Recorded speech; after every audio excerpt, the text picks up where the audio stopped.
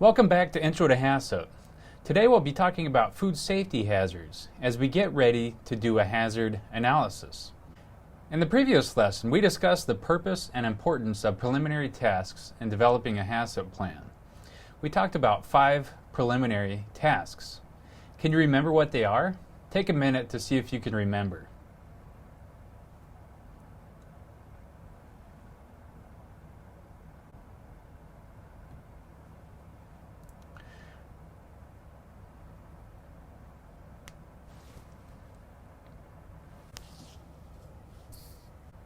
The 5 preliminary tasks of developing a HACCP plan that we discussed in the last lesson were assembling a HACCP team, describing the food and its distribution, describing the intended use and the consumers of the food, constructing a flow diagram, and verifying this flow diagram.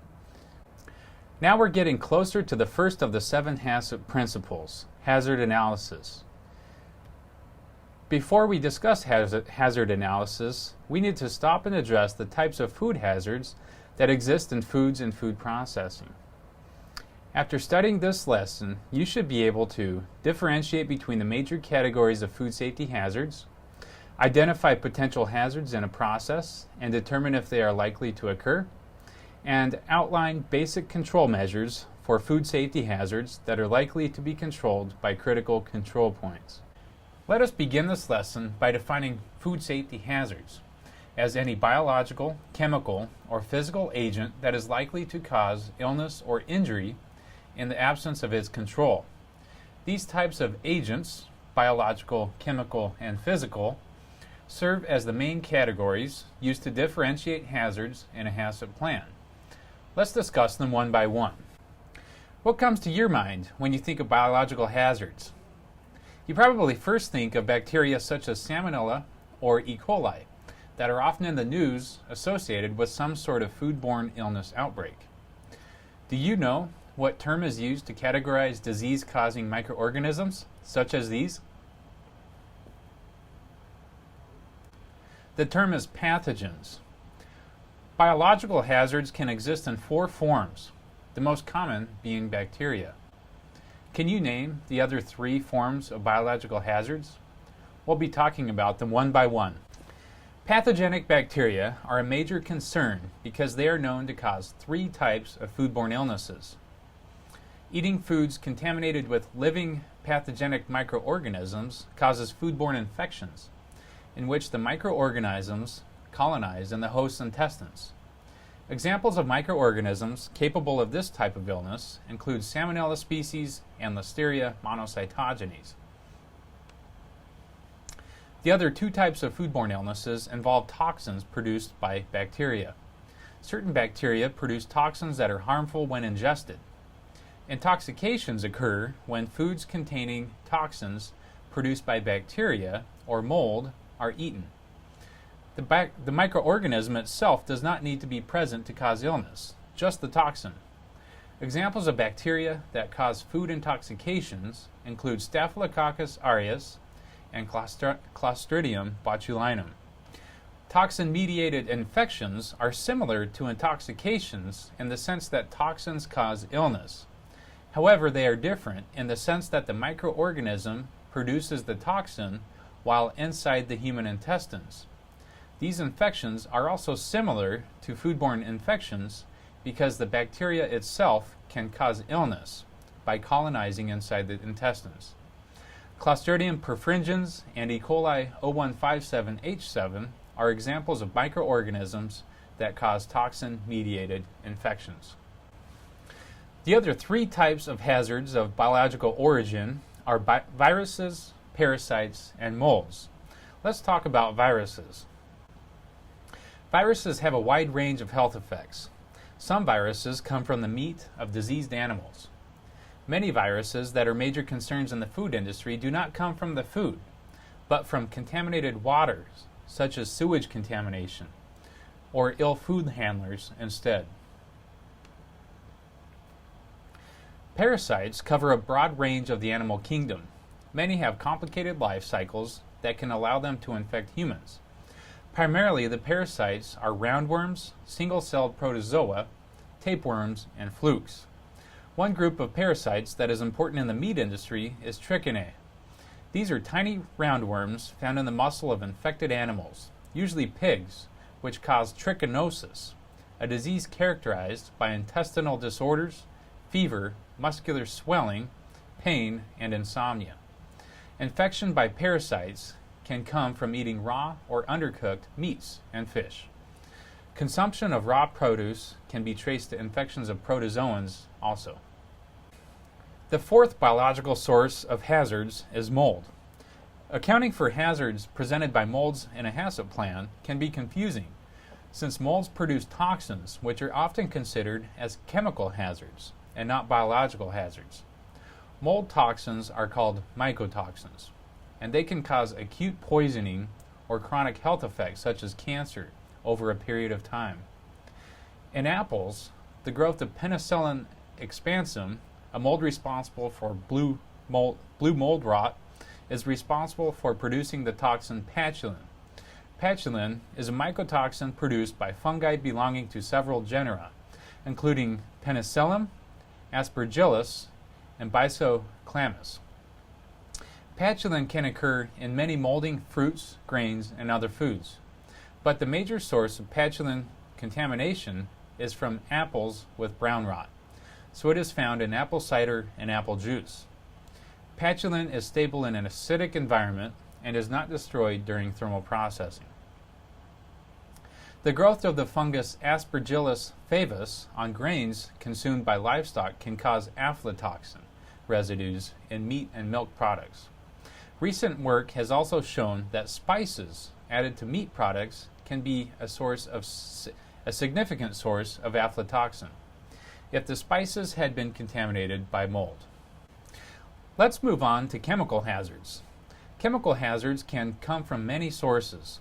Some chemical hazards are the result of unintentional adulteration of the food with toxic chemicals, while some may be present in meat or milk products as therapeutic drug residues.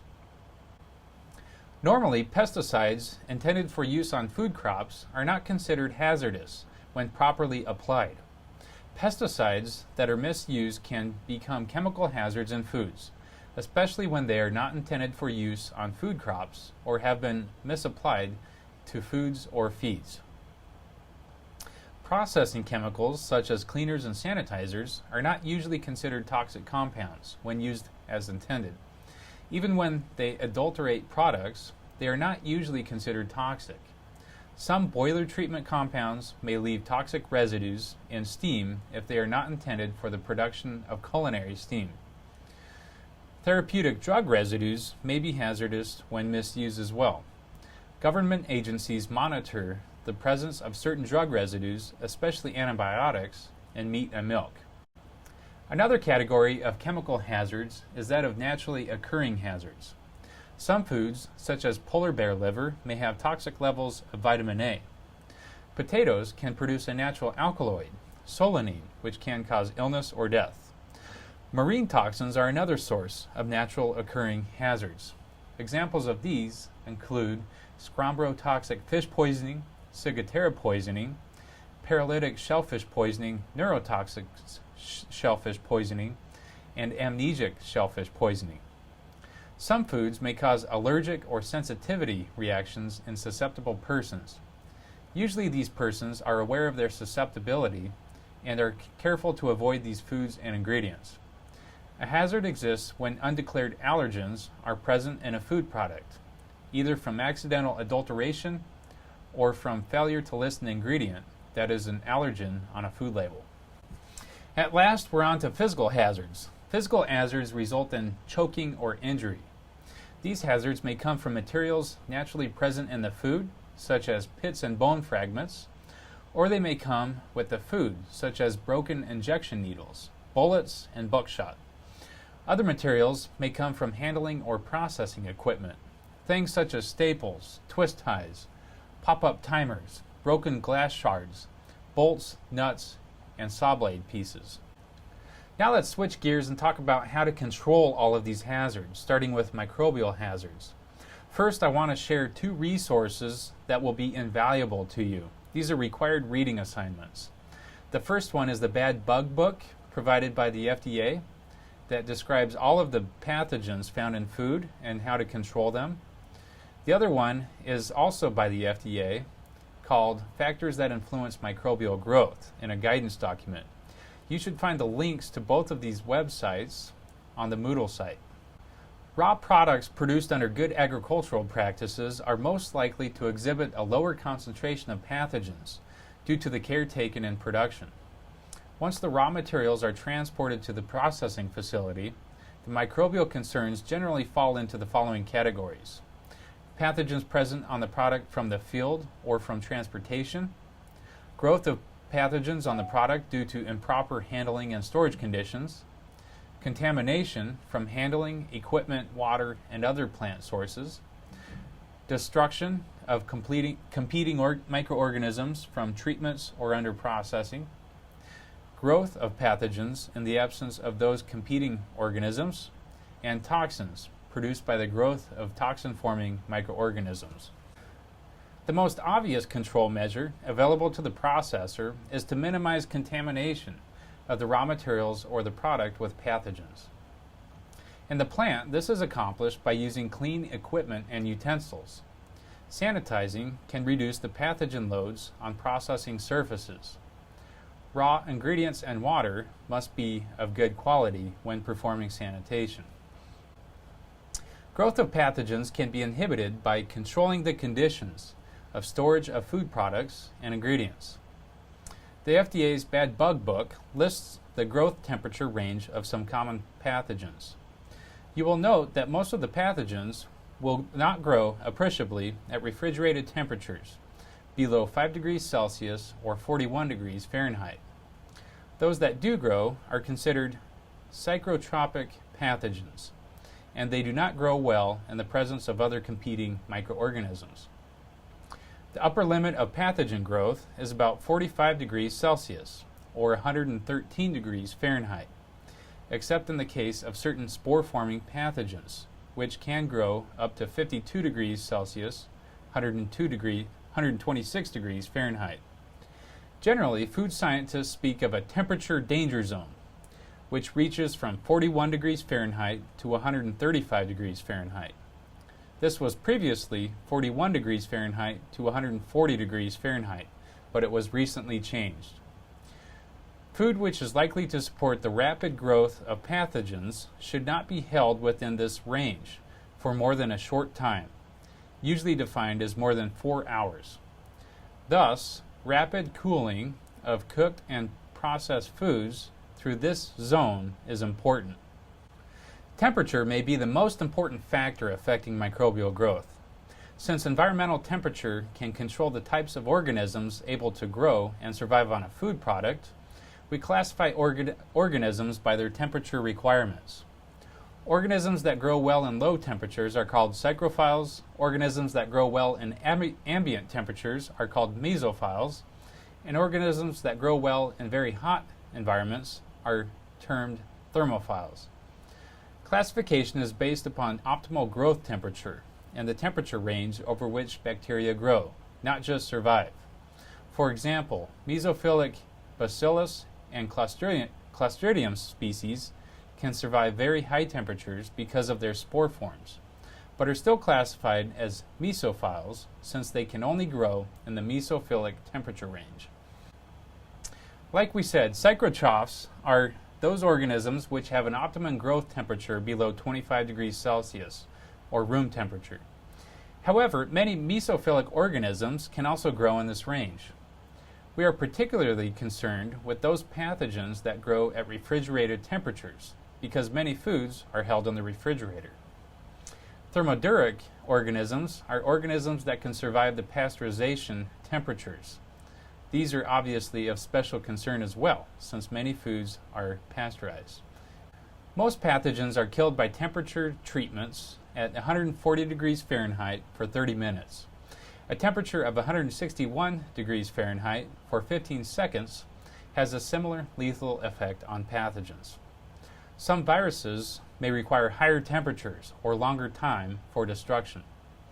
Some pathogens produce spores, which are a form of the organism which is resistant to many adverse conditions, such as heat, acid, and desiccation, or drying. Once the vegetative cell, or the rapidly growing form of the organism, is destroyed, the spore may still be viable and will form more vegetative cells when conditions are suitable. Spores require extreme processing conditions to destroy them. Since I've been talking about spores, I have not defined spores, so let's talk about spores for a while since they're so important in terms of temperature. Some bacteria can produce a protective spore structure. A spore structure allows a cell to withstand environmental stresses such as cooking, freezing, high salt, drying, or high acidity. Generally, bacterial spores are not harmful if ingested.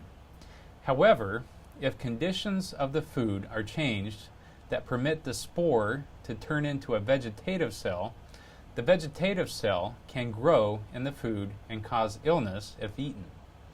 Spore-forming bacteria are generally found in ingredients that are grown near the soil, like vegetables and spices. When environmental conditions improve, such as the addition of dried spices to a soup, spores can become vegetative cells. For an example of talking about spores in foods, I want to talk about one of my favorite meals, chili. When making chili, all the ingredients, such as beans, meat, spices, tomato paste, and cheese, are mixed together and cooked to a rapid boil. At that rapid boil, which is somewhere around 212 degrees Fahrenheit, all the vegetative cells are destroyed, but the spores may survive. If I were to make some chili and have some chili with my friends, eat it, and put the rest of the chili in the refrigerator, it might take 8 hours to cool that chili from, say, 135 degrees Fahrenheit to below 41 degrees Fahrenheit. If given enough time at the right temperature during this cooling process in that temperature danger zone, spore-forming bacteria that survive the cooking process may change into vegetative cells and grow. This is called outgrowth of spores. So, to keep spore-forming bacteria from changing to the dangerous vegetative state, or to prevent outgrowth, it is critical that hot foods be maintained at 135 degrees Fahrenheit or above, and cold foods be maintained at less than 41 degrees Fahrenheit. This is where the temperature danger zone concept comes from. Important spore-forming pathogens include Bacillus cereus, Clostridium perfringens, and Clostridium botulinum. Now let's talk about pH, which can be a factor in inhibiting the outgrowth of spores in a food product. Also, many microorganisms produce acid conditions which limit the growth of the vegetative forms of certain bacteria. In reading the required readings that I mentioned earlier, the FDA guidance document and the Bad Bug Book, you will note that the growth of common pathogens is inhibited below pH 4.4. At pH 4.6 or below, Clostridium botulinum spores will not grow and produce toxins. The pH is an easily measured factor and is useful to determine whether a product is likely to support the growth of pathogens. It is important to note that even though they cannot grow, some pathogens may survive pH conditions as low as 3.5 for days and still can cause foodborne illness. So it's important to consider time at pH.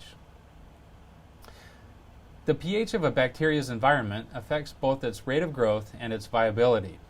Bacteria can grow within certain pH ranges that are different for different species. However, most bacteria grow best at pHs near neutral, or somewhere between pH 6.6 and 7.5. This is the pH in most meats, by the way. As the pH of the environment approaches either the lower or upper limit, bacterial growth slows and eventually the bacteria will die. Some foods, such as fruits, have a pH of 3 to 4.5, and so they have a naturally low pH that resists bacterial growth and spoilage. Bacterial growth generally occurs between pHs 4.5 and 9, but molds grow well between pH 1.5 and 9, and yeasts grow well between pH 2 and 8.5. So it's important to consider the growth of yeast and especially molds, since molds can produce toxins. Moving on to water activity.